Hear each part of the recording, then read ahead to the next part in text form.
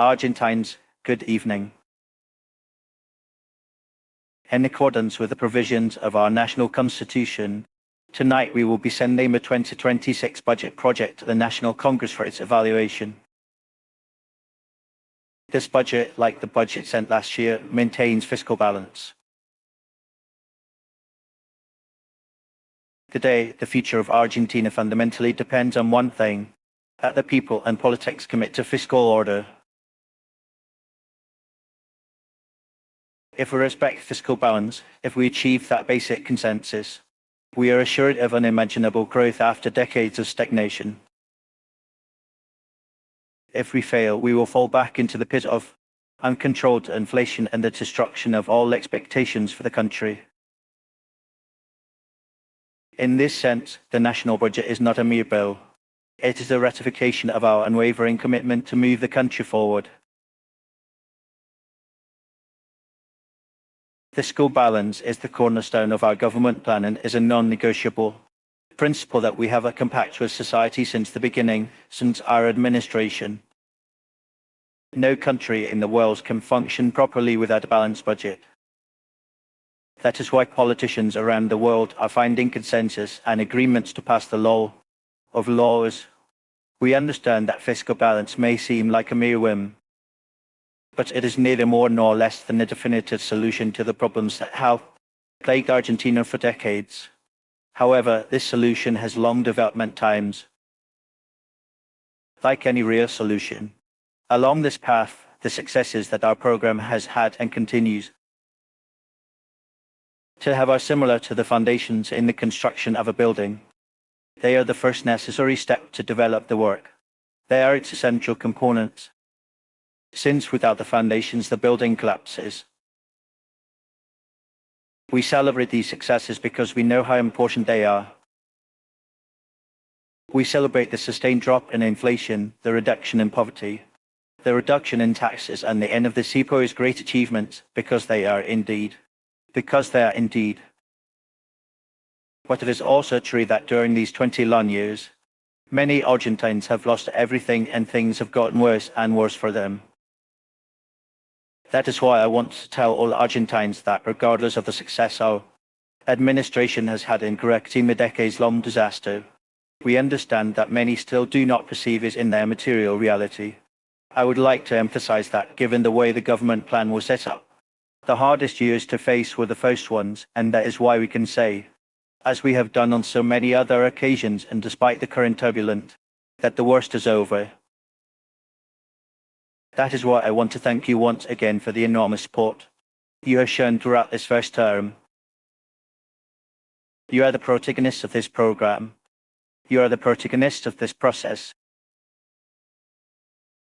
You are the ones who have embarked on the arduous path of growing and embracing the ideas of freedom, which are none other than those of a mature nation. The spirit of Argentines is heroic, and that is why I want to thank you. But I also want to be clear about one thing.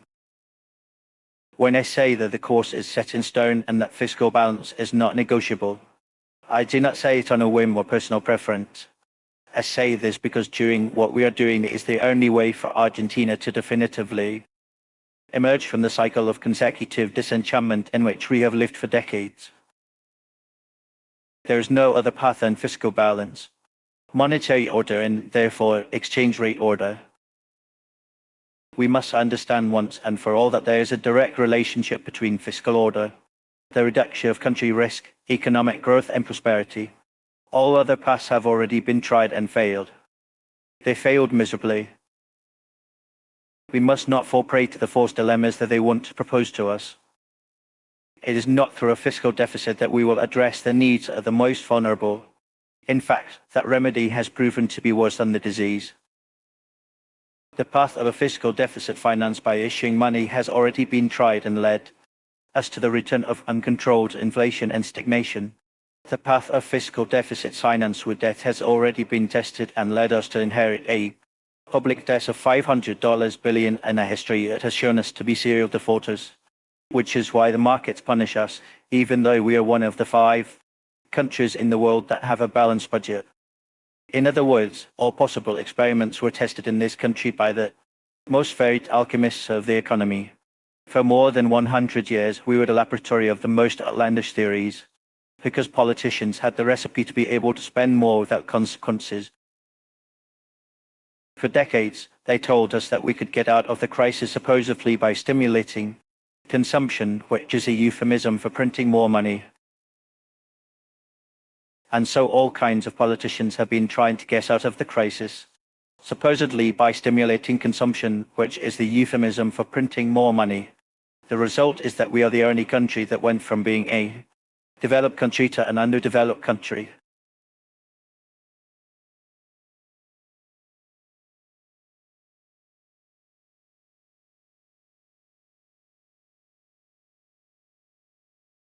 We even got to the point of becoming the only country in a region that has not grown in the last 15 years.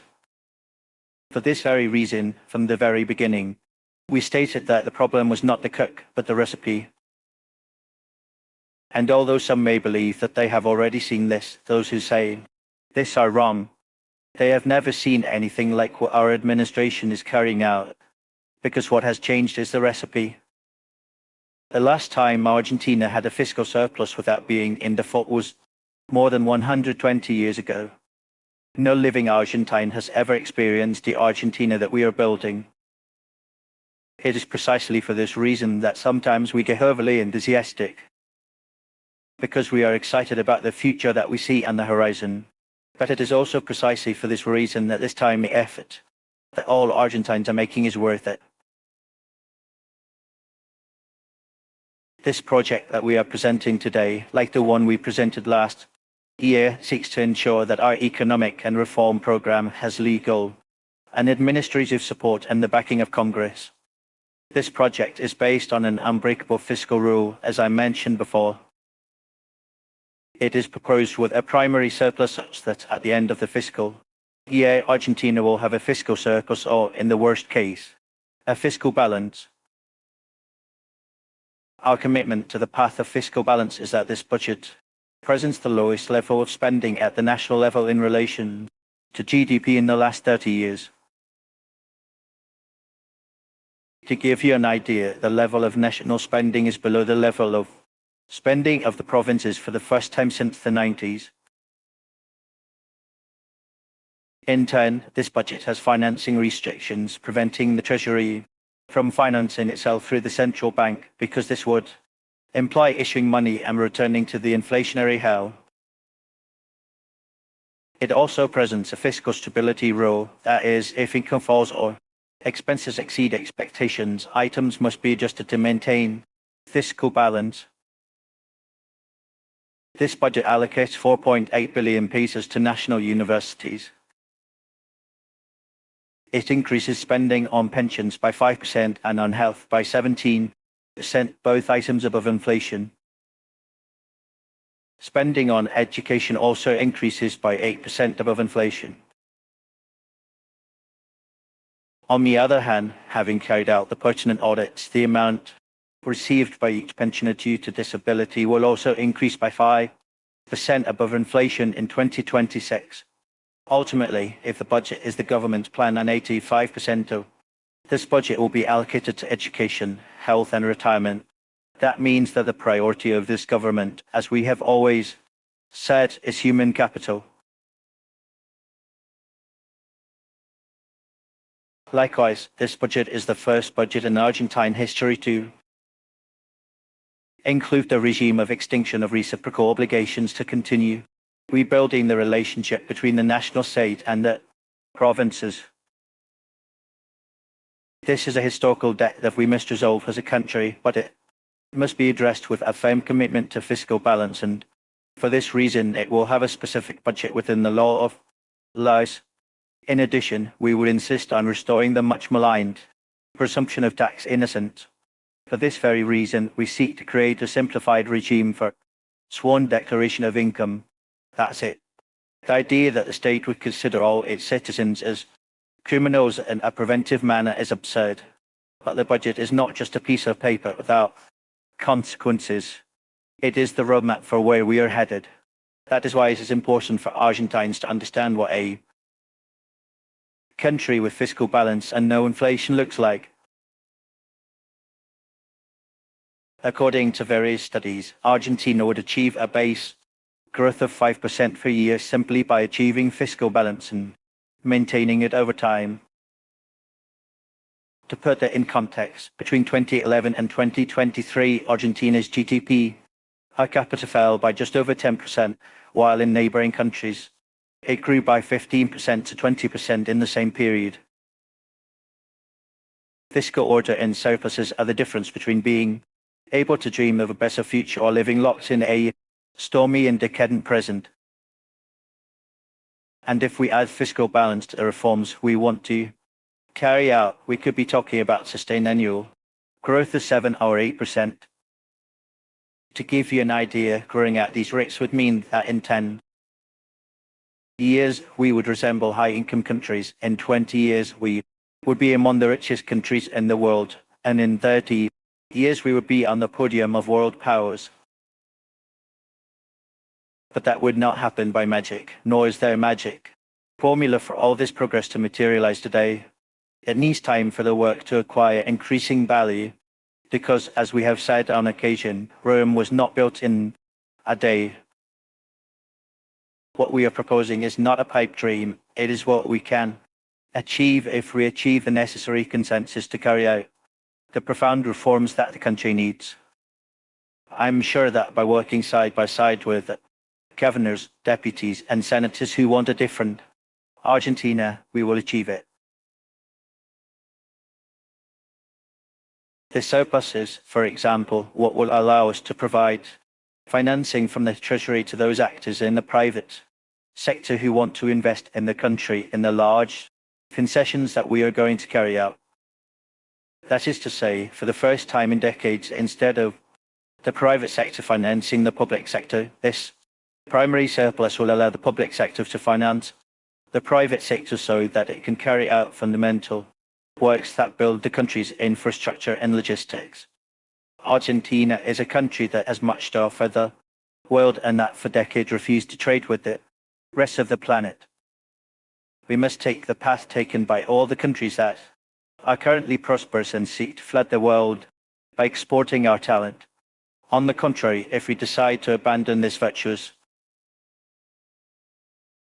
circle of fiscal balance and economic growth to return to the path of deficits, debt issuing and raising taxes, we will return to the stagnation and inflation that characterized our country for so many years, and that plunged us into the most abject poverty.